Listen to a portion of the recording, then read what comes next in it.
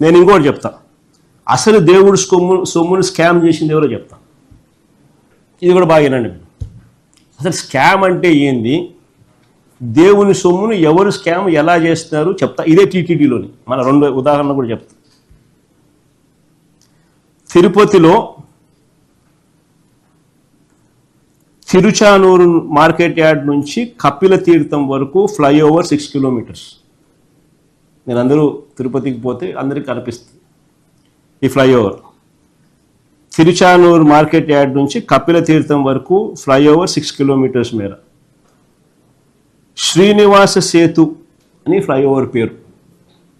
దీన్ని కట్టడానికి చంద్రబాబు గత గవర్నమెంట్లో, అంటే ఆయన పాత గవర్నమెంట్లో ఒక ప్రతిపాదన చేశారు. 67% ఖర్చుతో టీటీడీ పెట్టాలని, 33% ప్రభుత్వం పెట్టాలని ఆయన నిర్ణయం తీసుకున్నాడు.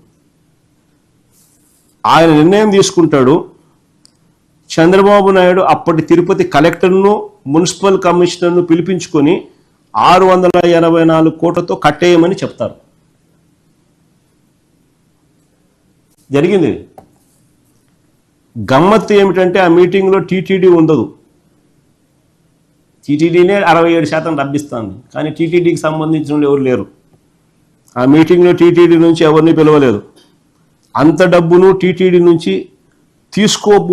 తీసుకోబోతున్నప్పటికీ టీటీడీ వాళ్ళు ఉండరు. కారణం ఏంటి? రహస్యం ఏంటి?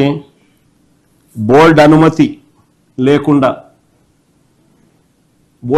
లేకుండా ఆమోదం లేకుండా నిర్ణయం తీసుకుంటారు. తర్వాత ఒత్తిడి తెచ్చి దాన్ని ఆమోదం తెలిపేందుకు అడుగులు వేస్తారు. ఇది స్కామ్. కనపడడం లేదా?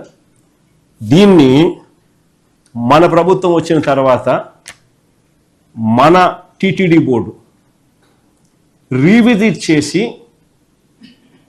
40 కోట్లు ఖర్చు తగ్గించినాం.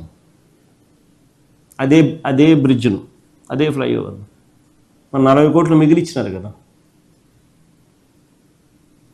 మరి కొత్త బోర్డు రాకపోయిందంటే ఆ 40 కోట్లు ఎవరు జోబిలేకపోయిండు?